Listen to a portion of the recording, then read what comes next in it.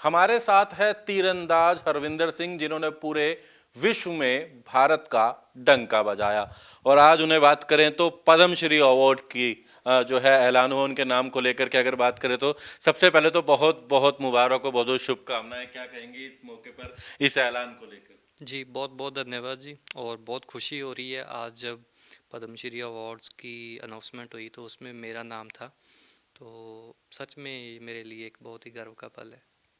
यूं तो अगर बात करें तो पूरे विश्व में, चाहे पेरिस ओलंपिक की बात करें, टोक्यो की बात करें, आपने भारत का डंका बजाया, पूरे विश्व में भारत को एक अलग पहचान दिलाई। किस तरीके से देखते हैं, पहला गोल्ड भी आपके नाम रहा था पेरिस ओलंपिक में। कैसा है अनुभव अब तक का, अगर हम बात जी, करें? बिल्कुल। मुझे लगता है कि मैं खुशनसीब हूँ कि मुझे मेरे देश को सर्व करने का मौका मिल रहा है। जैसे 2018 पैरा एशियन में पहला पैरा आर्चरी में गोल्ड मेडल मैंने जीता था। उसके बाद टोक्यो पैरालंपिक्स में पहला पैरालंपिक का मेडल आर्चरी का मैंने जीता। पहला पैरा आर्चरी का अर्जुन अवार्डी मैं बना था। फिर पेरिस में पहला गोल्ड जीता तीरंदाजी का। और अभी पैरा आर्चरी का पहला पद्मश्री अवार्ड मुझे दिया जा रहा है। तो सच में मैं खुशनसीब हूँ कि मुझे ये सारे काम मैं पहला वो इंसान, वो खिलाड़ी बना जो देश के लिए मेडल जीत रहा है और अवार्ड्स मिल रहे हैं। किस तरह देखते हैं, क्योंकि इंतजार तो था, जब सूचना आपको आई उसके बाद किस तरह खुशी हुई, और परिवार से भी बात हुई होगी, क्या कहेंगे इस पल को लेकर? जी, देखिए, हाँ, इतनी सूचना थी कि अवार्ड्स अनाउंस होने वाले हैं, लेकिन दोपहर को मुझे मिनिस्ट्री से फ़ोन पर इस बात की सूचना मिली थी कि आपको भारत सरकार के द्वारा पद्मश्री अवार्ड से सम्मानित किया जा रहा है। लेकिन मुझे ये होता है कि जब तक आपके पास कुछ लिखित में नहीं आ जाता तो तब तक मैं, मतलब, बात को ज़्यादा निकालता नहीं, या मैंने घर पे भी नहीं बताया था। तो फिर शाम को जब 7 बजे न्यूज़ से मुझे पता चला, मीडिया के फ़ोन आने लगे, तो सच में खुशी का ठिकाना नहीं था। तो मेरा नाम पद्मश्री अवार्ड्स के अनाउंसमेंट में था। तो तब मैंने घर पे भी बात की, मेरे फादर साहब से बात की, मेरी मिसेज से बात की, तो वो भी सारे बहुत खुश थे। मेरे कोचेस मेरे साथ थे, तो उनकी भी खुशी का ठिकाना नहीं था। अब अगर हम बात करें किस तरीके से आगे की प्लानिंग आप रखते हैं, आगे आने वाले समय में क्या कुछ खास तैयारियां रहने वाली हैं? देखिए, मुझे लगता है कि एक खिलाड़ी की तैयारी तो हमेशा रहती है, लगातार इवेंट्स होते हैं। अभी भी हम नेक्स्ट वीक हम एशिया कप के लिए जा रहे हैं बैंकॉक। वहाँ से आते ही लगभग हर महीने हमारे कंपटीशन है, और उस कंपटीशन की सिलेक्शन से पहले ट्रायल्स होते हैं। तो मुझे लगता है कि ये 2 महीने हमारे जो रेस्ट का टाइम था वो पेरिस के बाद मैंने पूरा कर लिया। और अभी पिछले 1 डेढ़ महीने से मैं प्रैक्टिस पे था, और अभी देश के लिए खेलने जा रहे हैं। और आगे भी लगभग हर 1 2 महीने में कंपटीशन है। इस साल मेजर टूर्नामेंट है, वर्ल्ड चैम्पियनशिप, तो उसकी तैयारी लगातार चल रही है। तीरंदाजी में पूरे विश्व में जो भारत को एक पहचान दिलाई, हरियाणा का नाम भी रोशन करा, अपने कैथल का नाम भी रोशन करा, लेकिन एक बड़ी चुनौतियों के साथ, संघर्ष के साथ एक आपकी कहानी भी रही है। तो और युवाओं को क्या मानते हैं, कितनी प्रेरणा मिलती है जब पद्मश्री अवार्ड का ऐलान होता है, और उसके बाद क्या मैं कहेंगे किस तरीके से उनमें भी उत्साह आएगा और खिलाड़ियों में? देखिए, मुझे लगता है कि एक खिलाड़ी का जीवन हमेशा चुनौती भरा रहता है। और जब आप स्पोर्ट्स को एज ए करियर चूज़ करते हो, तो स्पोर्ट्स को चूज़ करना ही अपने आप में एक चुनौतीपूर्ण कार्य होता है। और आपको मेंटली बहुत स्ट्रांग होने चाहिए, आप अगर आप इस क्षेत्र में आते हो। तो वो चुनौतियां शुरू से स्वीकार की। मुश्किल या उतार चढ़ाव आते रहते हैं, लेकिन उनका डटकर सामना किया, कभी हिम्मत नहीं हारी। कई बार डिमोटिवेट हुए भी, लेकिन फिर अगले सुबह फिर उठ खड़े हुए एक नई उम्मीद और उमंग के साथ।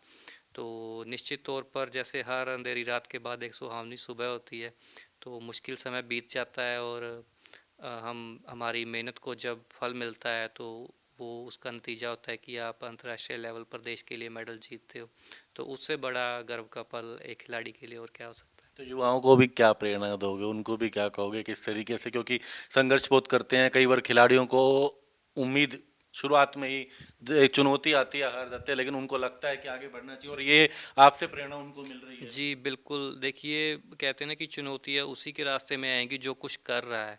तो अगर आपको चुनौतियों का सामना करना पड़ रहा है, तो मतलब आप सही दिशा में जा रहे हो।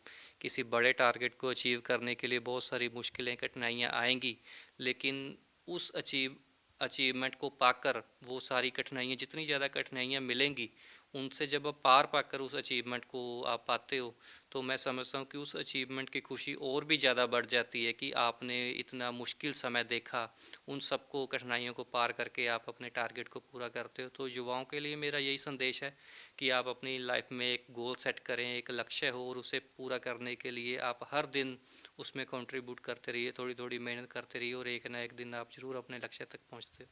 मेरा एक प्रश्न आपसे जरूर ये भी रहेगा, पूरे विश्व में यूं तो आज आपकी पहचान है, सब लोग आपको जानते हैं, लगातार वो आपने मेहनत से अपनी इस स्थान भी हासिल करा, भारत का नाम रोशन करा, हरियाणा का करा, कैथल का करा, लेकिन एक बात जरूर है, महाभारत के एक किरदार से आपको जोड़ा जाता है, कैथल का एकलव्य भी कहा जाता है। जब हम कई लोगों से बात कर रहे थे तो वो क्या कारण है, क्यों कहा जाता है, उसको लेकर आप क्या कहेंगे? देखिए, मैं समझता हूँ कि एक इंसान या एक खिलाड़ी के तौर पर मैं ऐसा नहीं समझता, क्योंकि वो जो किरदार है वो अपने आप में इतने महान है।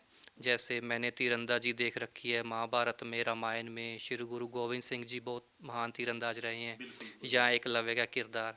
तो मैं नहीं समझता कि मेरी सोच या मेरे काम उस लेवल तक के हैं। हाँ, लेकिन उन किरदारों से सीख जरूर ली है।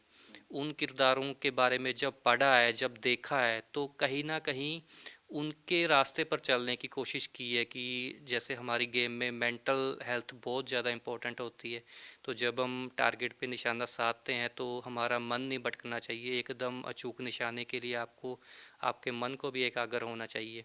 तो मुझे लगता है कि इन किरदारों से सीख लेकर जितना मैं ज़्यादा सीख सकता हूँ, और उसका कुछ अंश ही अपनी ज़िंदगी में पूरा हम धारण कर पाते हैं, और उसी की बदौलत मैं ये तीरंदाजी की जो उपलब्धियां हैं वो हासिल कर रहा हूँ।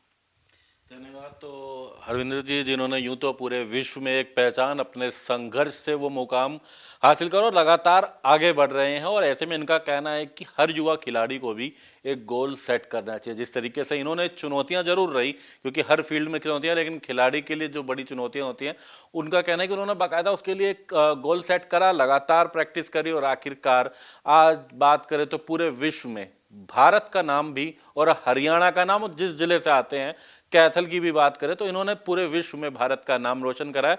और यही ये कह रहे हैं कि युवाओं को भी एक चुनौती के साथ आगे बढ़ना चाहिए, तमाम गोल के साथ आगे बढ़ना चाहिए, जिसको लेकर के इन्होंने अपनी तमाम बातें भी साझा की। दिल्ली से सहयोगी इंदर के साथ Deepak Sharma, India news. For more such videos, subscribe to the NewsX YouTube channel, hit the bell icon.